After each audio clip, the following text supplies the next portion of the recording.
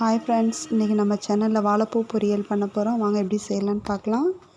வாழைப்பூவை குட்டி குட்டியாக கட் பண்ணி தண்ணியில் மோர் மஞ்சத்தூள் கலந்து எடுத்து வச்சுருக்கேன். இப்போ கடாயில் தண்ணி ஊற்றி கொதிச்சிட்ருக்கு பாருங்கள்.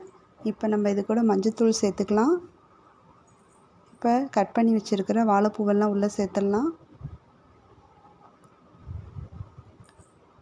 இது மாதிரி குட்டியாக ரொம்ப பொடியாக கட் பண்ணுங்கள், அப்போ தான் நல்லா டேஸ்ட்டாக இருக்கும்.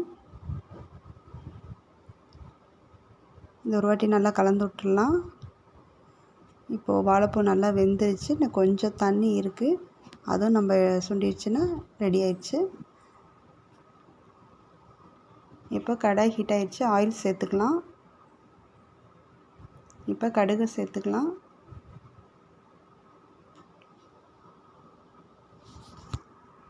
இது கூட கடலைப்பருப்பு சேர்த்துக்கலாம். இப்போ ஒரு பச்சை மிளகாய், ஒரு வரமிளகாய் சேர்த்துக்கலாம். கூடவே கருவேப்பிலை போட்டுக்கலாம். நல்லா ஒரு வாட்டி கிளறி விட்டுறலாம்.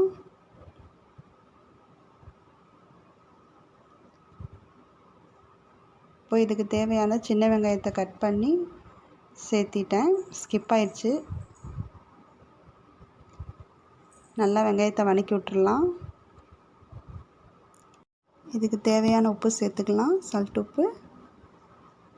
இது நல்லா உப்பு வெங்காயத்தோடு மிக்ஸ் ஆகிற மாதிரி கிளறி விட்டுறலாம்.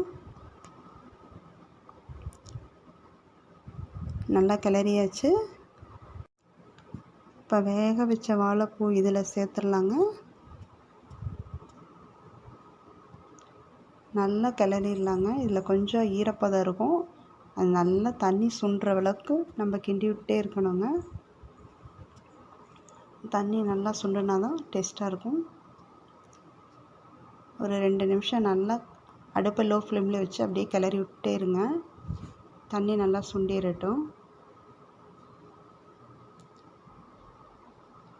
ஏன்னா லேசாக தண்ணி இருக்குது, தெரியுது பார்த்தீங்களா? இப்போ நம்ம அப்படியே கிளறி விட்டுட்டே இருந்தோம்னா அந்த தண்ணி சுண்டிடும். இப்போ நல்லா தண்ணி சுண்டிடுச்சு பாருங்கள். இப்போ நம்ம தேங்காய் பூ போட்டுடலாம்.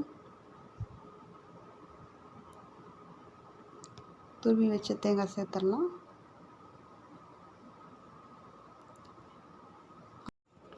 நல்லா ஒரு 2 நிமிஷம் கிளறி விட்டுலாங்க.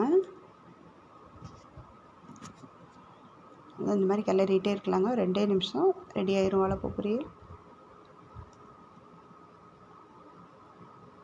இப்போ அவ்வளோதான், வாழைப்பூ பொரியல் ரெடி ஆயிடுச்சு. இந்த சேனல் பிடிச்சின்னா உங்களுக்கு சப்ஸ்கிரைப் பண்ணுங்கள். தேங்க்யூ.